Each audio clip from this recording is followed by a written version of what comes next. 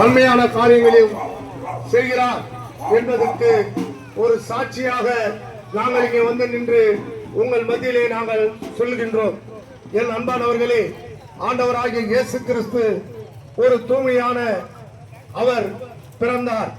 பிறந்தது அவருடைய வாழ்க்கை வரலாறை நீங்கள் அநேகர் கேட்டிருப்பீர்கள். அவர் பரிசுத்த தேவன்.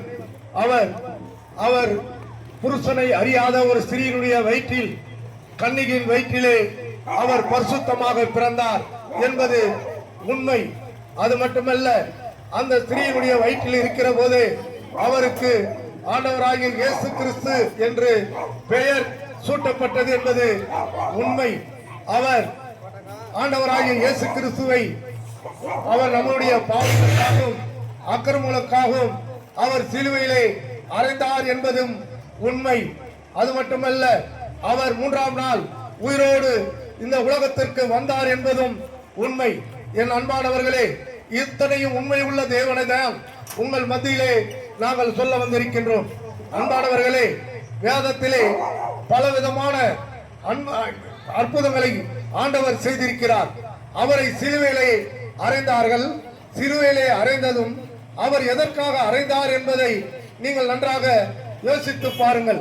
அவர் இந்த உலகத்திலே எவ்வளவோ பாவங்கள், அக்கிரமங்கள், விபச்சார சிந்தனைகள், எதிர்ப்பு தன்மைகள், சண்டைகள், விரோதங்கள், அநேகமான காரியங்கள் இந்த பூலோகத்திலே நடைபெற்றுக் கொண்டிருந்தது.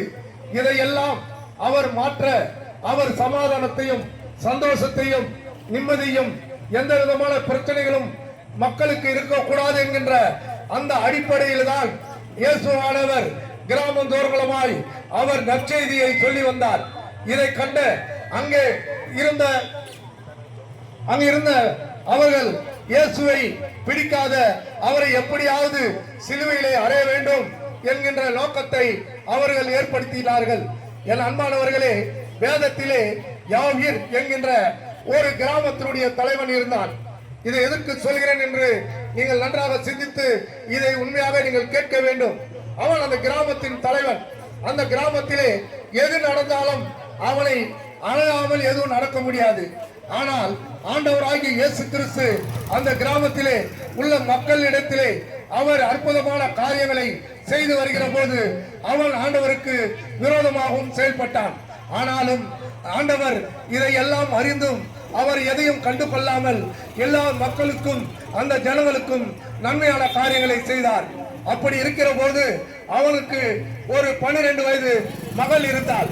அவள் அதாவது இறந்து போகிற தருவாயில் இருந்த அந்த மகள் அவள் மறிக்க போகிறாள் என்று வேதனைப்பட்டுக் கொண்டிருந்த நேரத்திலே அவன் இயேசுவை நினைத்தான்.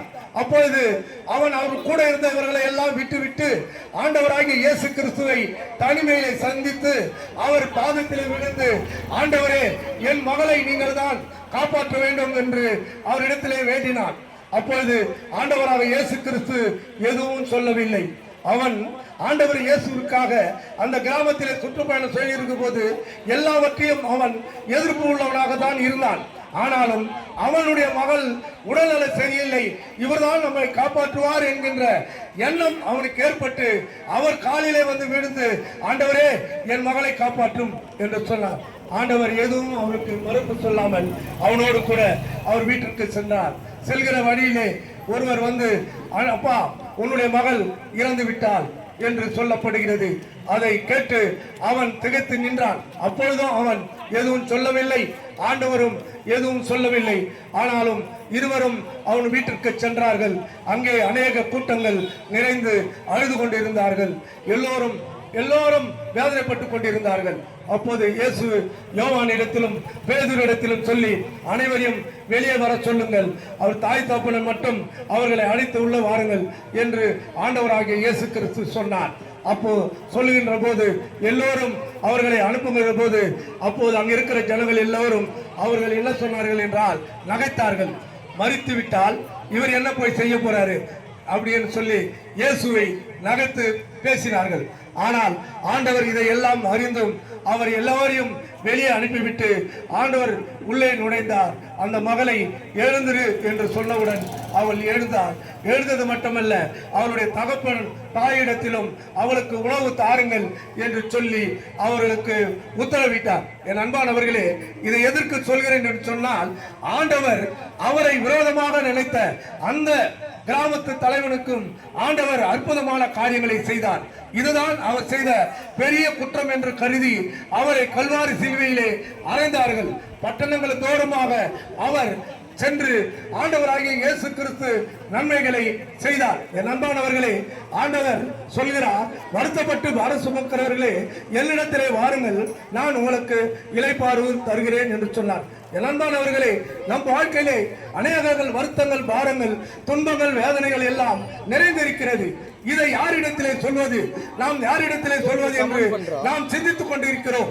ஆனால் நமக்கு எல்லாம் சமாதானம், சந்தோஷத்தை தருகிற ஒரே தேவன் ஆண்டவராகிய இயேசு கிறிஸ்து இருக்கிறார் என்பதை நீங்கள் மறந்துவிடாமல் ஆண்டவராகிய இயேசு கிறிஸ்துவை நீங்கள் ஏற்றுக்கொள்ளுங்கள்.